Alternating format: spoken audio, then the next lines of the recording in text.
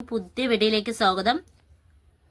മുട്ട ബിരിയാണി തയ്യാറാക്കാം. അപ്പം അതിന് 2 സവോള മുറിച്ചെടുത്തിട്ടുണ്ട്, 3 തക്കാളി മുറിച്ചെടുത്തിട്ടുണ്ട്, മല്ലിയില, പുതിന ഇല, ഇഞ്ചി, വെളുത്തുള്ളി, പച്ചമുളക് ചതച്ചതാണ്, 2 പച്ചമുളക്, ഒരു 10-15 വെളുത്തുള്ളി, ഒരു വലിയ കഷ്ണം ഇഞ്ചി, 3 കൂടി ചതച്ചെടുത്തതാണ്.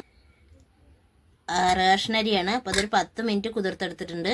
കുക്കർ വെച്ചു, ഓയിൽ ചേർത്ത് കൊടുക്കാം. 2 ഏലക്കായി, 2 പട്ട, 2-3 ഗ്രാമ്പൂ, ഒരു ബിരിയാണി ഇലയും ചേർത്ത് കൊടുക്കാം. സവോള ചേർത്ത് കൊടുക്കാം.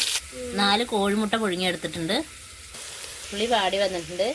ഇഞ്ചി, വെളുത്തുള്ളി, പച്ചമുളക് ചേർത്ത്, തക്കാളി ചേർത്ത് കൊടുക്കാം.